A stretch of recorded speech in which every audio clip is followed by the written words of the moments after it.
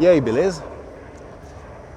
Hoje eu tô a fim de falar um pouco sobre ciúmes, né? Ciúmes de criança.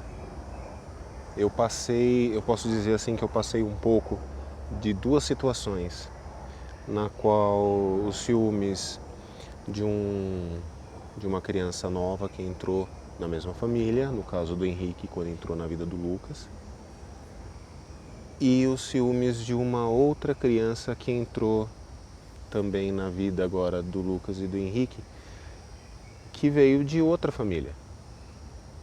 Então, é, um ciúmes relacionado na parte da gravidez e um ciúmes relacionado na parte da entrada da criança na vida. Quando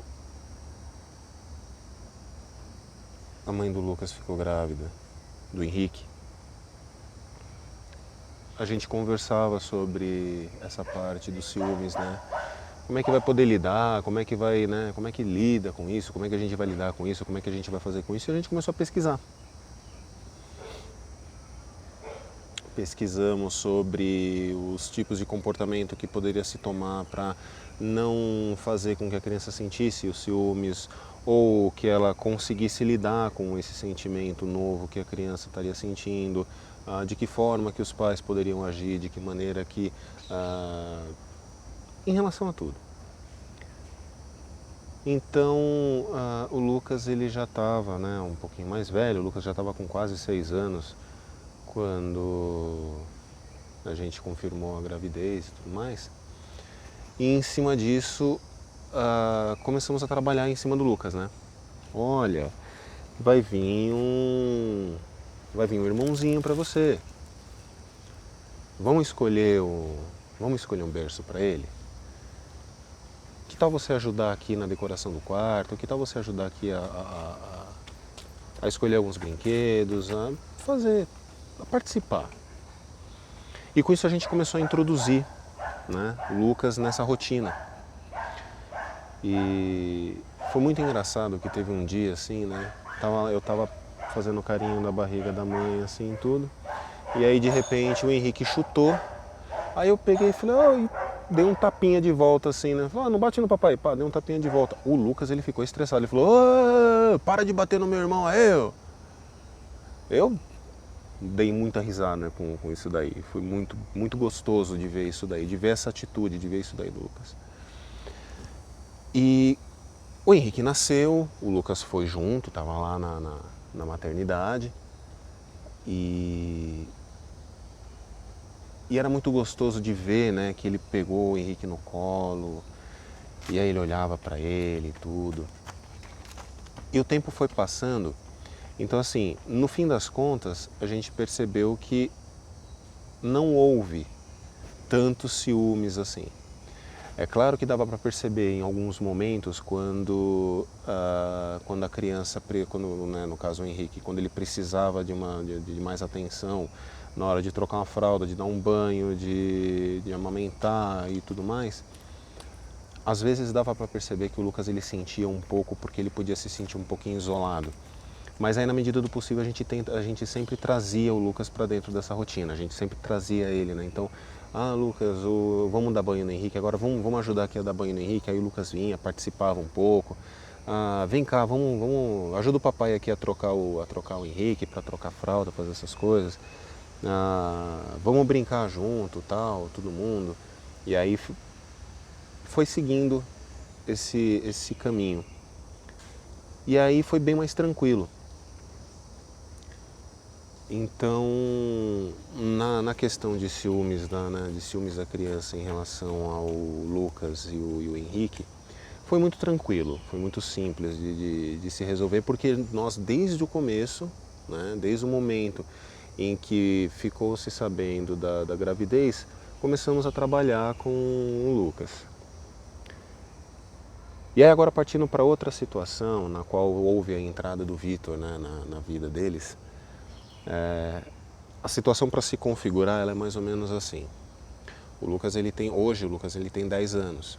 O Vitor ele tem 8 anos. Então o Lucas e o Vitor estão mais ou menos equiparados. E o Henrique, 4 anos, ele está lá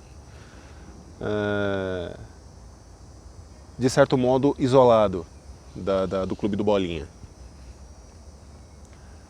Só que aí ficou um pouco mais evidente essa questão dos ciúmes com a entrada do Vitor, porque foi uma situação, vamos dizer assim, não necessariamente inesperada, mas foi uma situação mais abrupta, né? Ela foi mais incisiva, vamos dizer assim.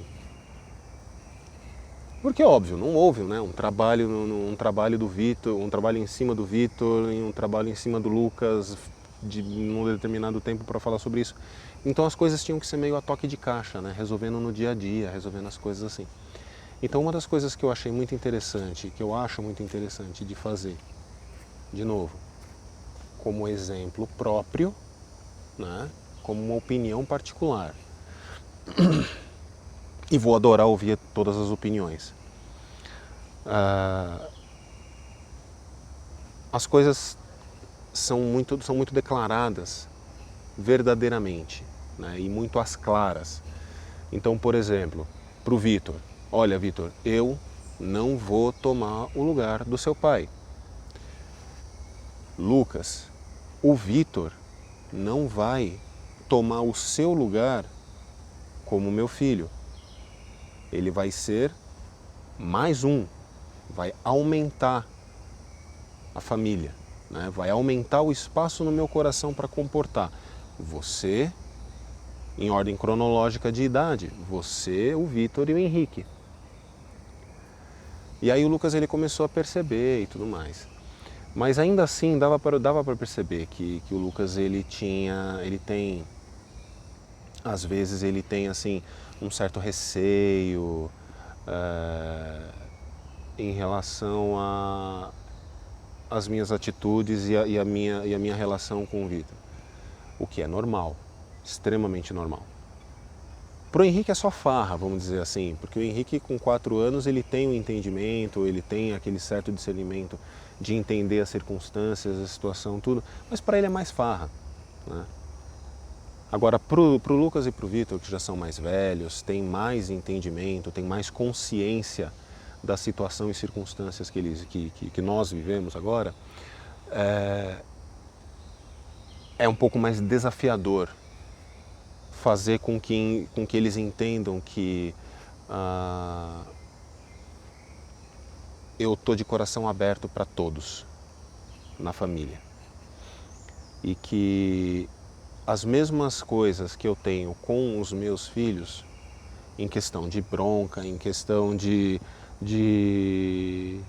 ensinamentos, em questão de educação, em questão de exemplos, da mesma forma que eu tenho isso daí com os meus, o Lucas e o Henrique, eu tento fazer a mesma coisa com o Vitor. Porque eu imagino que na cabeça da criança deva ficar uma confusão muito grande se você pega, pelo fato dele não ser seu filho de sangue, você tratar ele de uma forma diferenciada. Faz parte da família, faz parte do conjunto, faz parte da união disso tudo. Da mesma forma que a Fê faz, que ela chega, ela dá bronca no Vitor, tal, ela chega lá e fala pra ele, não, tal, é assim que faz, dessa forma. E ela tenta, né, colocar o Vitor num caminho. Ela tem a mesma postura com os meus filhos também. O que eu acho isso importantíssimo, porque não demonstra para a criança, por exemplo, de que ela é tratada de forma diferente por vir de uma situação diferente. E com isso, quais são os benefícios que eu vejo nesse tratamento igualitário, né? Vamos usar esses termos complicados, mas assim, usando esse tratamento de igual para igual com todas as crianças.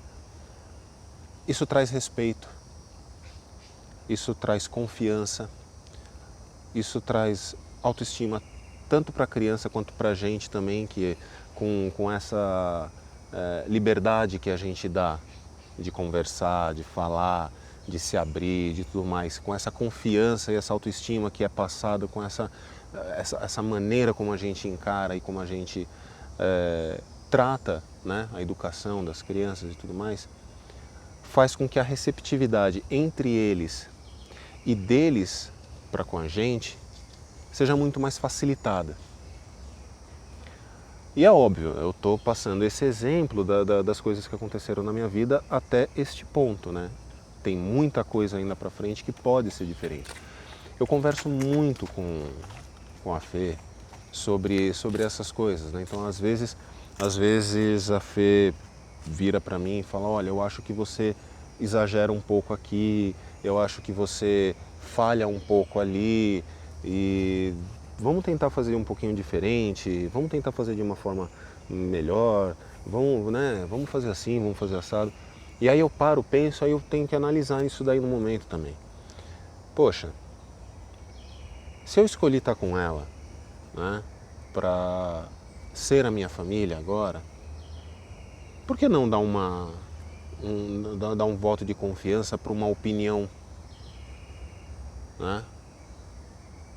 Porque eu já vi muitos casos assim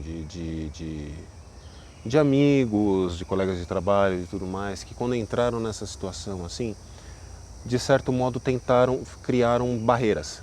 Então, do tipo, por exemplo, não, são os meus filhos, cuido eu, dos meus filhos, cuido eu, dos seus filhos, cuida você. Mas está dentro, teoricamente, da família, mas, sabe, eu não vou me meter na criação dos seus filhos, você não se mete na criação dos meus. Eu particularmente acho que isso é um pouco, isso se torna